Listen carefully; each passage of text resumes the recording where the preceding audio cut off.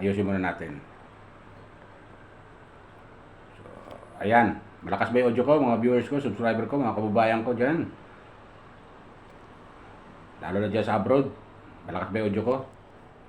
Kung malakas, tuloy tayo. So, ayan. Welcome po, welcome po sa aking YouTube channel, Randy Channel. Paki-subscribe, like and share sa aking YouTube channel, and comment below. Okay? At no skip ad. Okay? No skip ad. Hayaan nyo muna batiin ko kayo ng magandang umaga, magandang tanghali, magandang gabi sa inyong lahat. Lalo-lalo na yung mga OFW natin dyan sa abroad. Sana po nasa mabuting yung kalagayan at malayo sa karamdaman. Okay? So, tuloy tayo. Itong vlog ko ay patungkol to doon sa napanood kong video upload ni Medit. Si Medit yung Kalingap Angel. Tatandaan nyo po. Yung kapartner ni Kalingap Dan. Yes! Yung Dandit. Kasi mga viewers ko, subscriber ko, mga kababayan ko, lalo yung mga supporter ni Medit. Alam nyo po,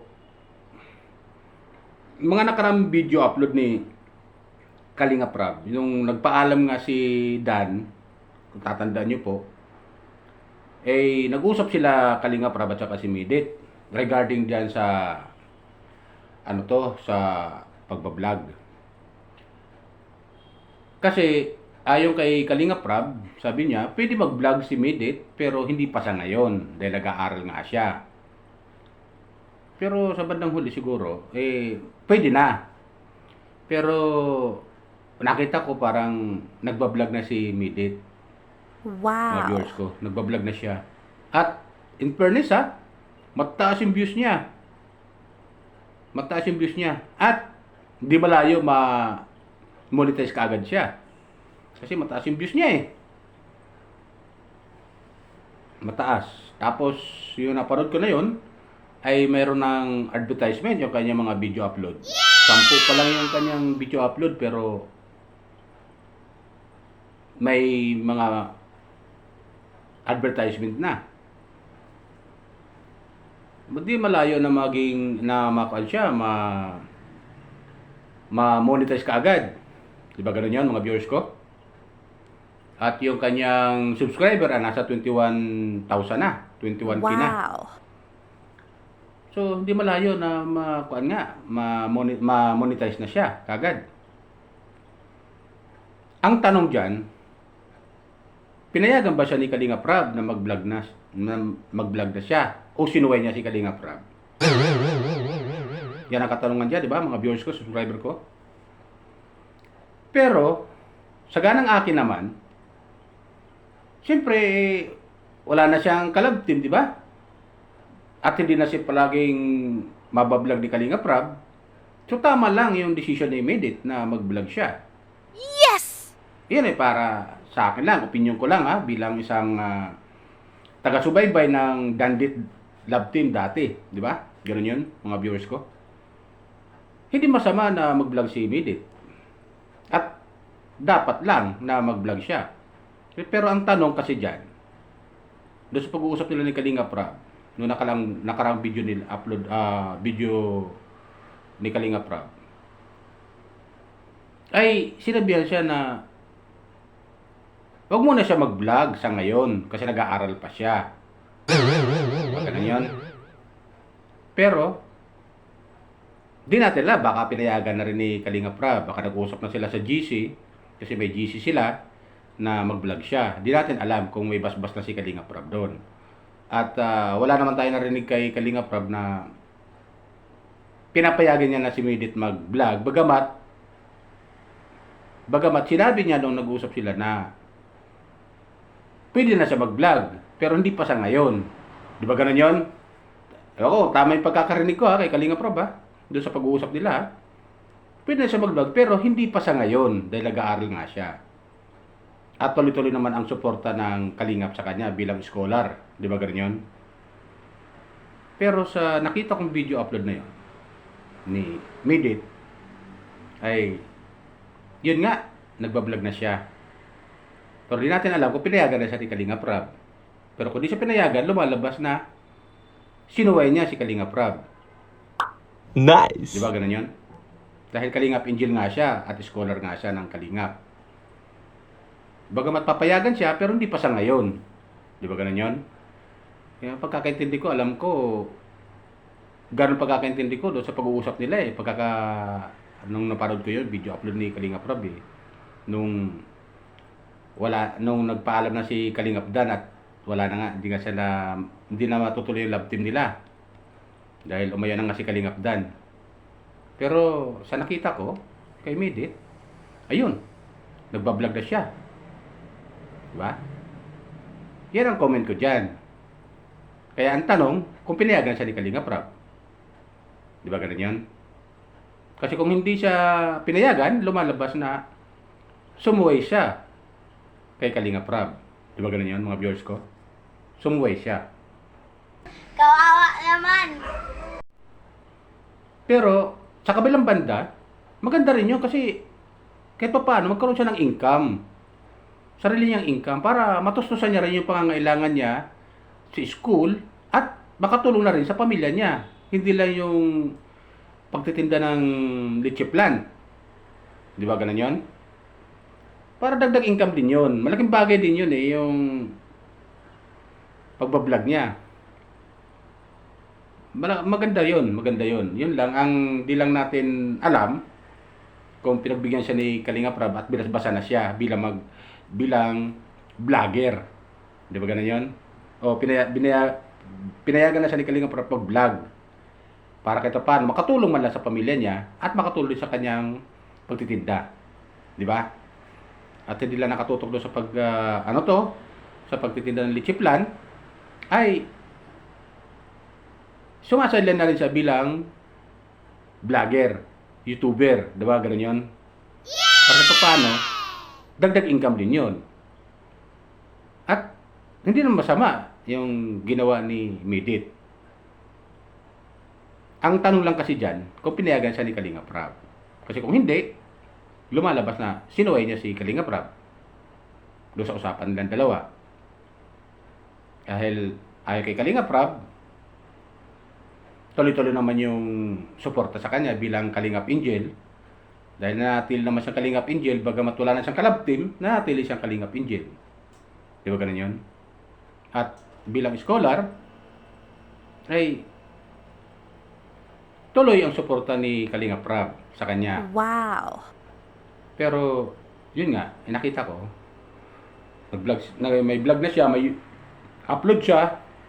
Yung napanood ko nasa MUA sila, mga ganon, dito sa MUA, namamasal sila mag-ina. At may mga kasama siyang mga kaibigan.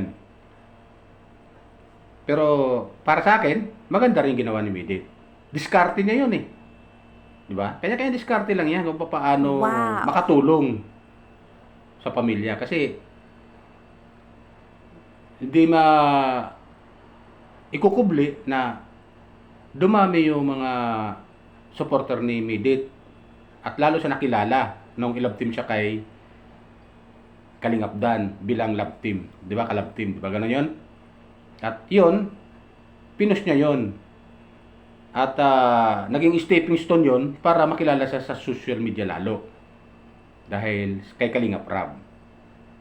At maganda rin yun na ginawa niya na kahit paano, hindi lang siya yung pagtitinda lang ng leche plan at yung kita sa leche plan ay yun ay para makatulong sa kanyang pag-aaral at sa kanyang pamilya at yung mga gastusin nilang pangangailangan. Di ba ganun yun? Pero dahil nagbablog na nga siya, another income yun. Di ba ganun yun? Bukod sa scholar siya ni Kalingap Prab ng Kalingap bilang Kalingap Angel, another income din yun, di ba? Dagdag income din yun yung ginawa ni Midit. Kaya napakagandang ginawa niya diskarte, mga viewers ko, subscriber ko. Maganda ginawa niya. At bilang tagahanga ng Gandit Love Team dati, sumusuporta ako bilang isang viewers, subscriber ni Kalingap Prab. Di ba ganun yun? Sumusuporta ako. Eh, yan lang gusto ko lang ipabatid sa inyo lahat na mga viewers ko, subscriber ko, at taga-suporta ni Midit. Ay, suportahan na lang natin si Midit sa kanyang ginagawang pag-vlog. Di ba ganun yun? Suportahan natin siya kasi malaking bagay din yun, yung ginagawa niya. Basta ikabubuti niya at makakatulong sa kanyang pamilya, isuportahan natin siya. Yes! Di ba? Eh, lahat naman tayo nangangailangan. Di ba ganun yun? Lahat tayo nangangailangan. Kaya kung bukod sa tulong ni Kalinga Prab bilang scholar sa kanyang pag-aaral, another income din yun. Di ba? E paano? Hindi na siya mahihirapan na kukuha kung saan-saan pa mangungutang ng kanyang panggastos sa araw-araw at sa pamilya niya. Di ba ganun yun? At hindi lang doon sa pagtitinda ng chiplan. Kahit pa paano, meron siya another income. Diskarte ang tawag doon. Di ba ganun yun? Wow! Kaso nga lang, ang tanong kasi dyan, kung pinayagan siya ni Kalinga Prab na mag-vlog, yun lang. Baka isang araw, mapanood natin, at i-vlog siya mag-vlog si Kalinga Prab at sabihin niya kung anong masasabi niya roon sa pagbablog ni Midit. Di ba ga? Di ba ganun yun mga viewers ko, subscriber ko, kababayan ko, lalo lang yung mga OFW din sa abroad na taga-suporta ni Midit bilang dating Dandit Love Team, di ba? At yung mga supporter ni Midit na mga fanatic, di ba? Ganun yun. Abangan lang natin kung ano masasabi ni Kalinga Prab doon. Di ba? Ganyan ba sila? Kaya, ang masabi ko na lang bilang isang viewers at supporter ni Midit, supportan na lang natin. At tuloy-tuloy lang. Tuloy-tuloy lang. Kasi, balang araw lalong sisikat yan si Midit at dadami rin yung kanyang subscriber. Diba? Ganyan. Supportan natin siya kasi malaking bagay rin yun. Hindi na siya mangungutang ng pang gastos nila sa araw-araw. Pag yan ay na-monetize at sumasahod na sa YouTube bilang vlogger, bilang YouTuber, malaking bagay yun. Diba? Ganun yung mga viewers ko. Malaking bagay. Yes! Kaya supportan natin si Midit, mga viewers ko, subscriber ko. Nga pala, palala ko lang po. Baka mayroon pang hindi nakakapag-subscribe dyan sa aking YouTube channel. Pag-support naman po sa aking YouTube channel. Paki-subscribe, like, and share sa aking YouTube channel. And comment. Comment lang po kayo kung ano masasabi nyo dun sa comment ko doon sa pag-vlog ni Midit. Di ba? At kung ano ang masasabi din ni Kalinga Prab sa pag-vlog ni Midit, bagamat sinabihan niya na pwede na siya mag-vlog pero hindi pa sa ngayon. Di ba? Ganun yun. Abangan po natin yung kanyang magiging comment ni Kalinga Prab tungkol doon. Siyempre, si Kalinga Prab lang magsasabi niyan.